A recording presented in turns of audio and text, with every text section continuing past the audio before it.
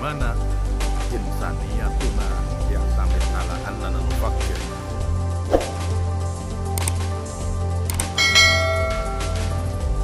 Assalamualaikum warahmatullahi wabarakatuh. Bismillah walhamdulillah wassalatu wassalamu ala rasulillah wa ala alihi washabihi wa mawala. Kembali lagi kita ngaji bareng filsafat. Kita ngaji filsafat Islam bareng Pak Bre. Manusia makhluk yang unik, termasuk dalam sikap dan perilakunya. Kata Ibnu Bajjah, seorang filosof muslim pertama di bumi Andalusia sebelum Ibnu Rus, dia katakan bahwa perbuatan kita sebagai manusia secara garis besar bisa kita bagi menjadi dua kelompok besar. Amalul insan ada dua macam. Yang pertama adalah amal insani, perbuatan yang manusiawi.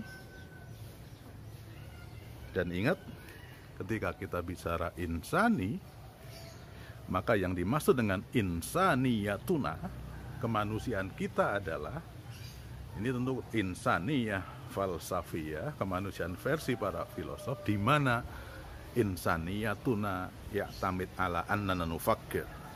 Ini kalau kita padukan konsep Ibnu Bajjah dengan René Descartes. Jadi bahwa kemanusiaan kita adalah karena kita adalah makhluk yang berpikir, hayawanun natik. Hewan, binatang, tapi binatang yang berpikir, punya akal budi. Nah, maka ketika bicara amal insani, maksudnya adalah perbuatan yang manusiawi yang didasari oleh nalar kemanusiaan, nalar budi, akal jernih, akal pikiran. Yang kedua adalah amal hewani. Ya, perbuatannya bersifat kebinatangan, amal hewani. Nah, ini secara garis dua kelompok besar itu, dan kita bisa terapkan dua tipologi ini kepada perbuatan-perbuatan kita sehari-hari. Makan misalnya. Pertanyaan, makan itu insani atau hewani? Ini dua-duanya bisa benar. Karena apa? Yang menentukan sebuah perbuatan itu insani atau hewani bukan kemudian dari awal. Enggak, tapi ada dua faktor paling tidak. Yang pertama adalah niat. Yang kedua adalah hal teknis yang terkait dengan perbuatan itu.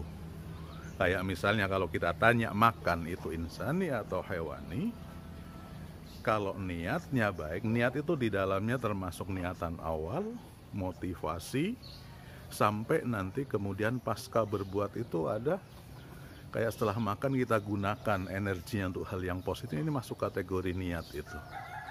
Kalau niatnya baik,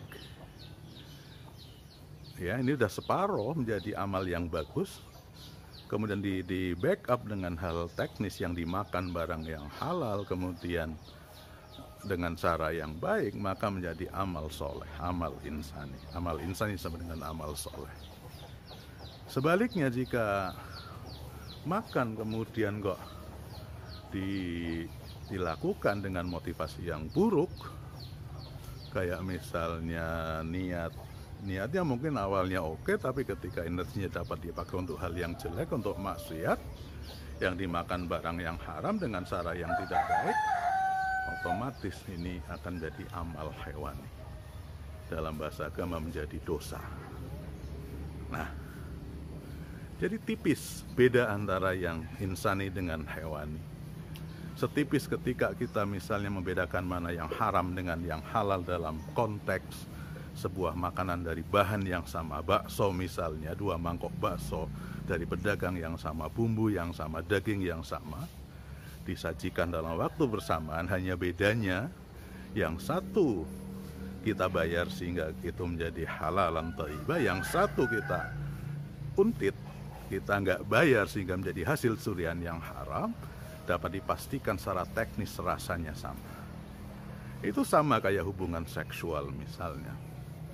Di luar nikah dan setelah nikah, kalau dilihat secara biologi, secara fisik, yang namanya jima adalah dukhulul hasyafa ilal farj, masuknya buah zakar ke dalam farjinya wanita, ketemu daging dengan daging, itu secara teknis biologis sama, tapi ada psikologi, ada niat yang berbeda, dan itulah yang menentukan bentuk dari perbuatan, kualitas perbuatan akan menjadi amal soleh, sehingga nattajih nahwal jannah, masuk surga karena itu, atau sebaliknya mengarahkan kita ke api neraka. Semuanya di tangan kita.